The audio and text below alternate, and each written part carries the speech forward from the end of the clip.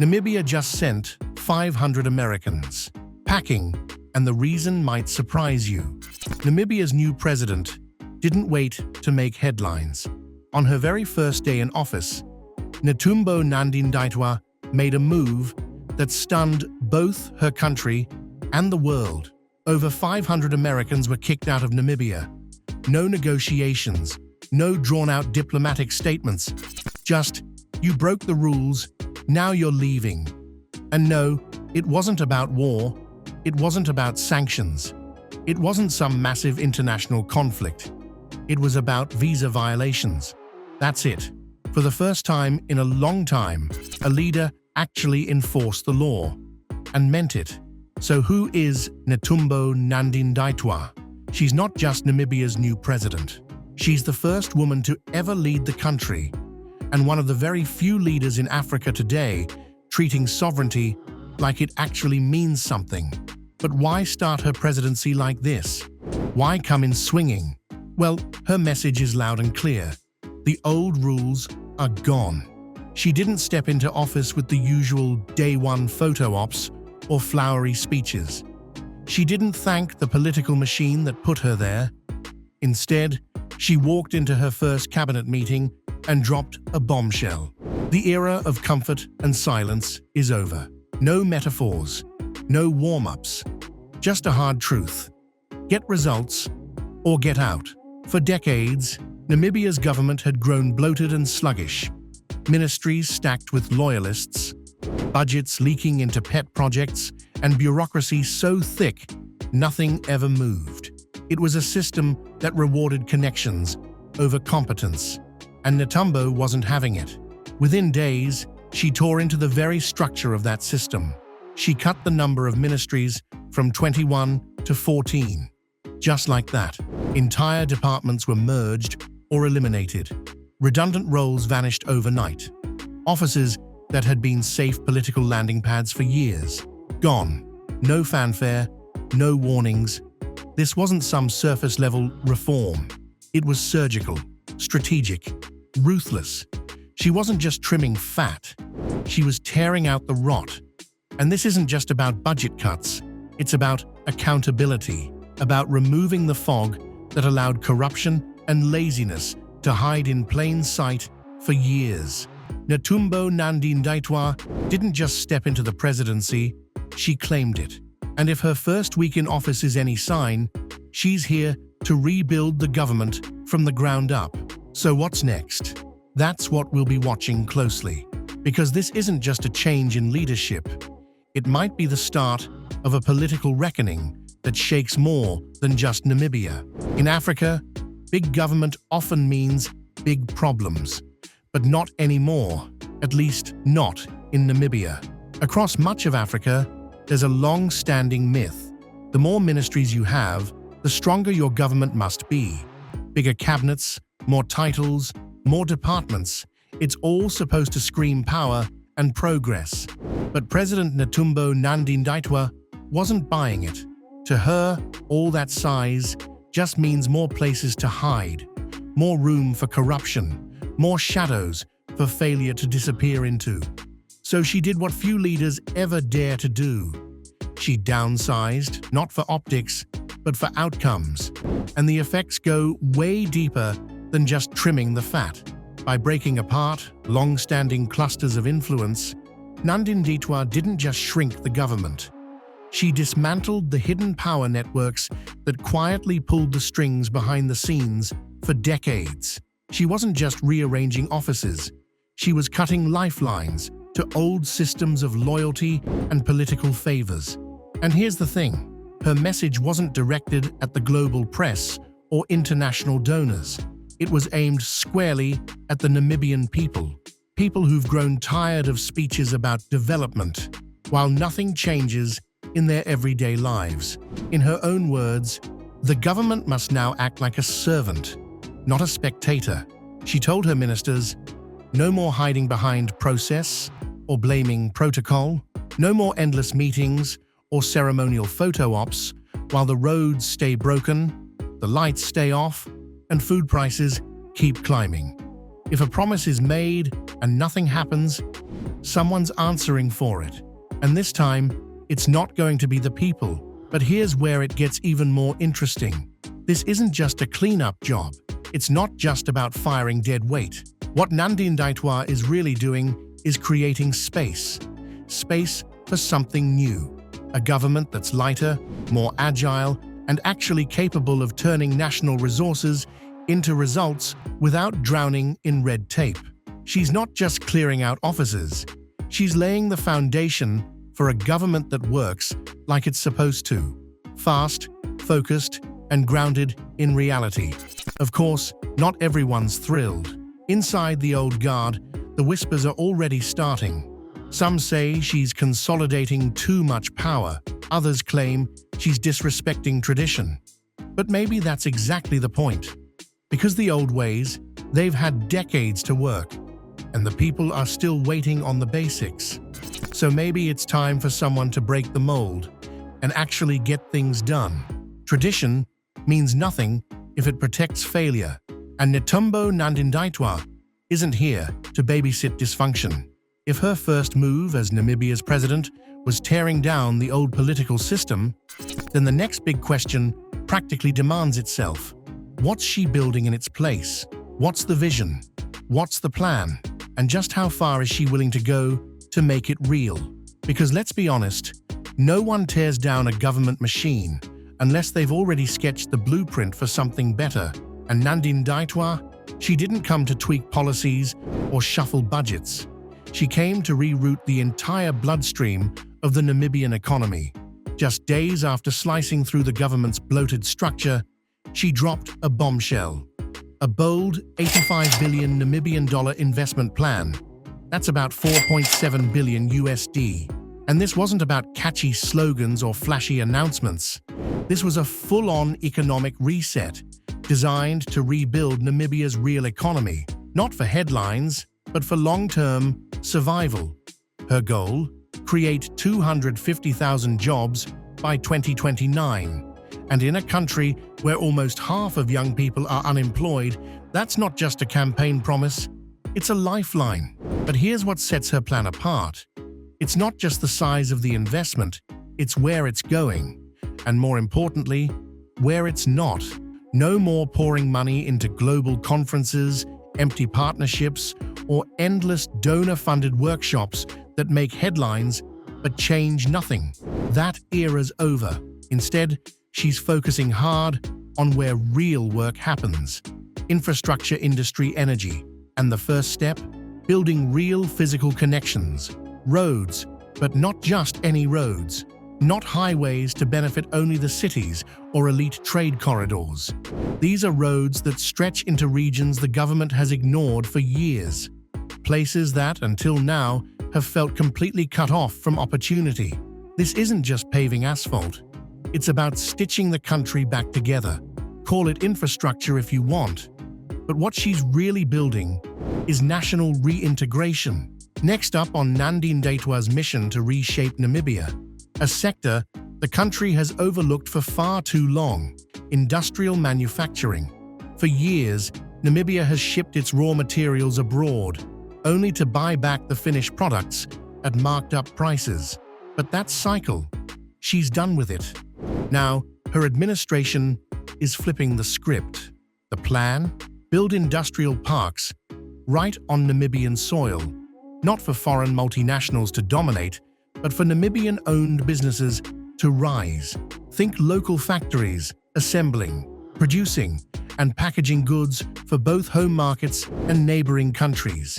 It's a bold move and a sharp break from leaders who talk about economic freedom while still selling raw minerals and importing everything else. To Nandi-Ndaitwah, true independence starts with this: the power to produce. But perhaps the most radical piece of her economic reboot lies in energy. And she's not playing it safe. Instead of clinging to outdated oil dreams, she's going all in on renewables. Namibia has sunlight for days and acres of open land. And now, under her leadership, those natural gifts are being turned into real power. Literally. She's pushing for a clean energy transformation. led by solar and green hydrogen. This isn't just about powering homes. It's about building an energy infrastructure that fuels entire industries, positioning Namibia as a central player in Africa's clean energy future. And here's where it gets international. Europe and Asia are watching, not just because they want the energy, but because Namibia, for once, is setting the terms. No more cheap extraction, no more lopsided deals, no more "thanks for your resources, good luck with the rest." Nandi-Ndaitwah's message to investors is clear. You're welcome here, but only if you build here, hire here, and train here. Some critics say she's playing with fire. Her supporters say she's finally lighting one. But even the doubters admit there's something different this time. Precision. Every dollar is assigned. Every project has a target. And with a slimmed-down cabinet, there's less red tape slowing things down. But here's the real kicker. None of this works if Namibia doesn't control its own resources. Too often, African governments hand that control over to multinationals or foreign middlemen. Not Nandi-Ndaitwah. She took a route that shocked the oil industry and sent a message across the continent. If we're going to build a future, we're not renting our wealth, we're owning it. And she proved it with her next move. Because in most countries, striking oil is met with champagne toasts and flashy headlines. In Namibia, under her leadership, it marked the start of something very different. In Namibia, the headlines came with a buzz and a warning. When global media started reporting that Namibia could become one of Africa's next major oil giants, foreign investors swarmed in almost instantly. Contracts were drafted, meetings were scheduled, and expectations were set. They thought they knew the playbook. A resource-rich African country, excited by the spotlight, ready to sign off on shiny partnerships, and in return, a few handshakes, minimal royalties, and years of extraction that mostly benefited everyone but the locals. But this time, the script flipped. Because Netumbo Nandi-Ndaitwah didn't just smile for the cameras and nod at the headlines, she took control. Within days, her administration dropped a decision that stunned even her critics. The entire oil and gas sector would now report directly to the office of the president. No more loopholes. No more energy ministers flying solo. No more deals whispered through third-party consultants in expensive suits. From now on, every oil-related decision, every license, every deal, every export goes across her desk. And she meant it. This wasn't just political theater, it was surgical. By centralizing energy oversight, she slammed the door on the middlemen who've profited from backroom deals for decades and made it clear she'd personally approve, block, or rewrite any agreement that involved Namibia's resources. But she wasn't just sending a message to the old guard. She was signaling something far bigger to the rest of the world. Namibia isn't here to be someone else's gas pump. It's here to be a player, a producer, a processor, and a partner on the global stage. To prove it, she didn't waste time. She ordered an immediate feasibility study for something long overdue, a domestic oil refinery built by Namibia on Namibian soil under Namibian law, not a foreign-owned outpost, not an export funnel, but a national asset designed to keep the value in the country, not shipped out with every barrel of crude. Her vision is bold but simple. Oil shouldn't leave the ground unless it leaves value behind. And believe it or not, this is just the beginning. While many African countries are still stuck negotiating the basics of petroleum laws, Netumbo Nandi-Ndaitwah is taking Namibia way beyond that. She's steering the nation toward what could be a game-changing dual-energy future, one that doesn't just lean on fossil fuels, but leads the continent in clean, cutting-edge energy innovation. Her headline move: green hydrogen. Namibia's already inked preliminary deals with Germany and several European countries to explore green hydrogen production. the fuel that experts say will power the future. But here's the twist. Under Nandi-Ndaitwah's leadership, this isn't going to be another donor-driven pilot project with little local benefit. Foreign investors have to play by her rules, building up Namibia's infrastructure, creating real jobs, and sharing ownership. Green hydrogen is powerful, not just as a fuel, but as a strategic tool, and she's ready to leverage that power fully. But it doesn't stop there. Namibia is also rich in critical minerals: lithium, rare earths, graphite, the essential ingredients behind electric vehicles, smartphones, and the entire tech ecosystem. Historically, these minerals were dug up and shipped overseas, leaving almost nothing behind. That era is over. Her government is already rewriting mining policies to demand local beneficiation, meaning foreign companies have to process these minerals inside Namibia, or they can leave them in the ground. No more raw exports, no more outdated, exploitative contracts. If you want Namibian minerals, you build Namibian factories. This is bigger than just economics. It's a bold effort to undo a century of resource theft disguised as development. And yes, it's rattled European investors. But for Nandi-Ndaitwah, that discomfort is exactly the point. Namibia won't apologize for standing firm on controlling its own wealth. It's done being thankful for exploitation. Reclaiming control over your country's energy and minerals is huge. But it's only part of the story, because even if you hold the keys to what's underground, there's another question that cuts just as deep. Who gets to walk on your land? That's where Namibia's president, Netumbo Nandi-Ndaitwah, took her boldest and most controversial step, one that didn't just ruffle feathers, but challenged the global status quo and put her squarely in the spotlight of a superpower.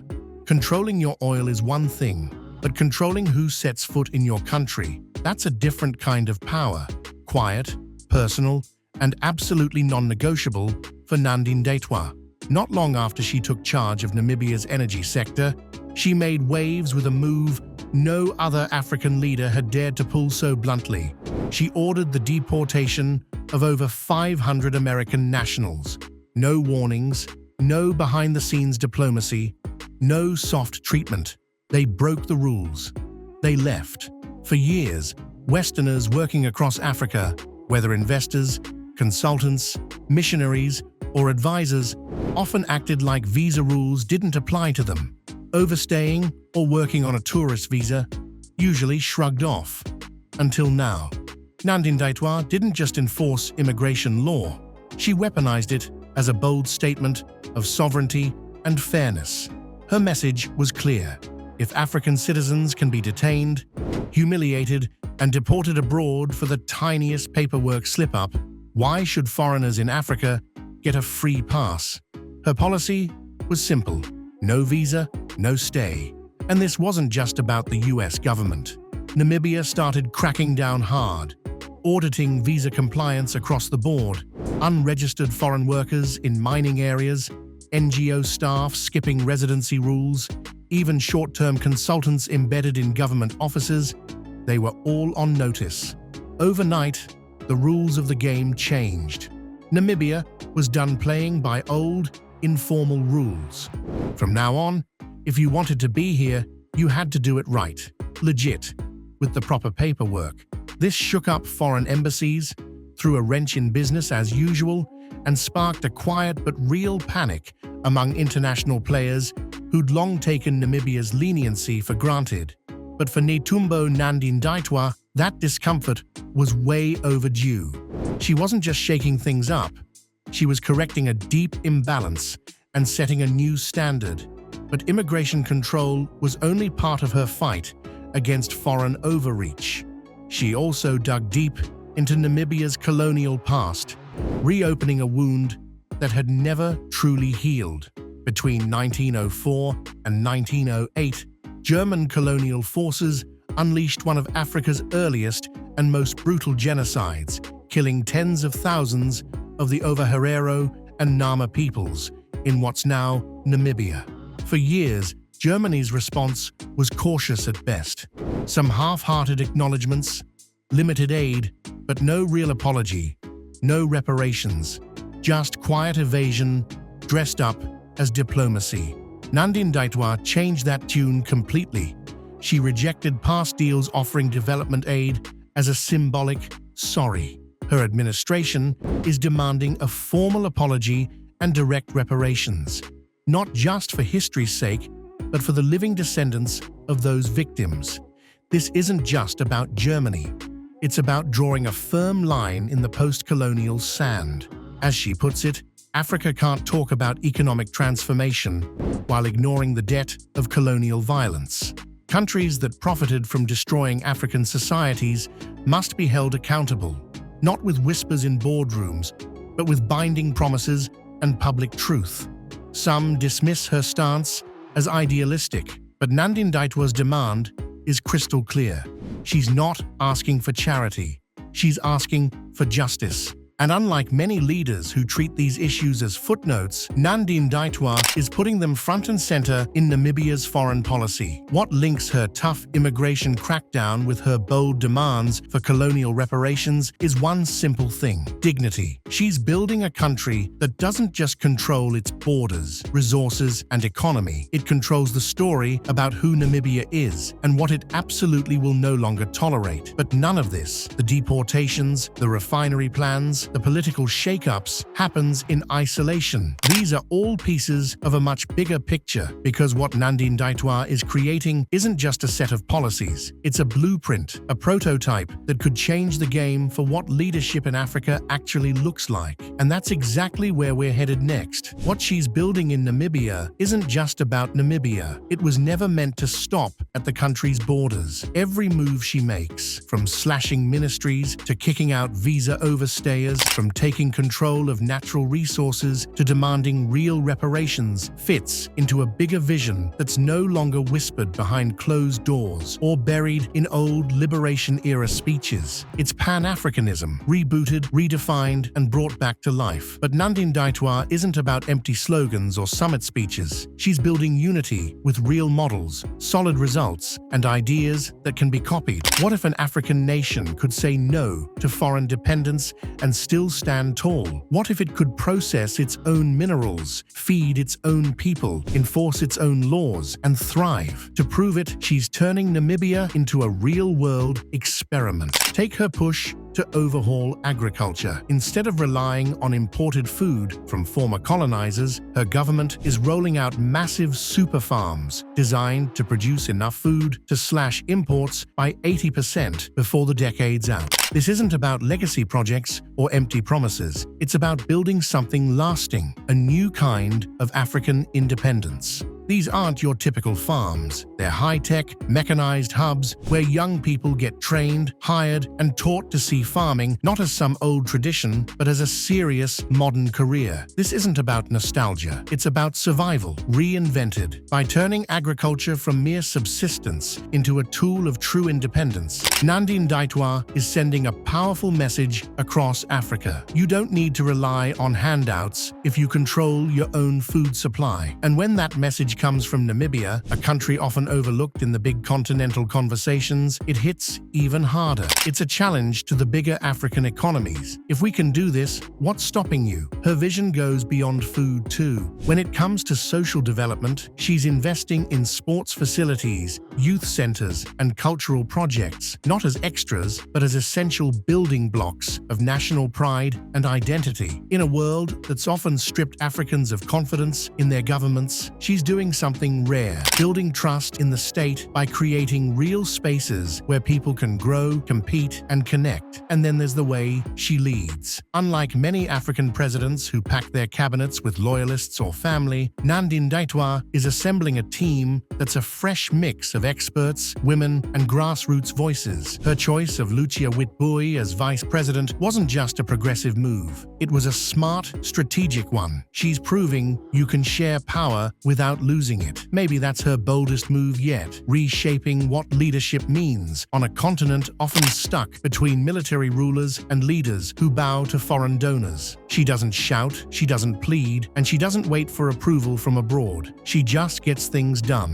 and every decision she makes sends ripples far beyond Windhoek. Leaders in West Africa are paying attention. Reformers in East Africa are taking notes, and civil society groups in the Sahel quote her speeches. Because deep down, everyone knows, if one country can break the cycle, it shatters the myth that none can. Maybe that's exactly why her presidency feels different. Not just because she's the first woman to lead Namibia, but because she's using that milestone as a launchpad for something much bigger, something that could shake up the whole continent. Netumbo Nandi-Ndaitwah isn't just running Namibia, she's holding up a mirror to Africa, daring it to finally see its own strength and step into its power. While the world was still catching up to the shockwaves of her bold domestic moves, Nandi-Ndaitwah was quietly repositioning Namibia on the global stage, not with loud headline-grabbing drama, but with smart, strategic shifts in tone and diplomacy. Namibia, under past leaders, often played the role many post-colonial African countries fall into: the cautious, polite negotiator, always thankful, always deferential, always asking for favors. But that's changed. Now Namibia speaks a new language, one of confidence, clarity, and clear boundaries mixed with respect. At international meetings, her team no longer begs for help.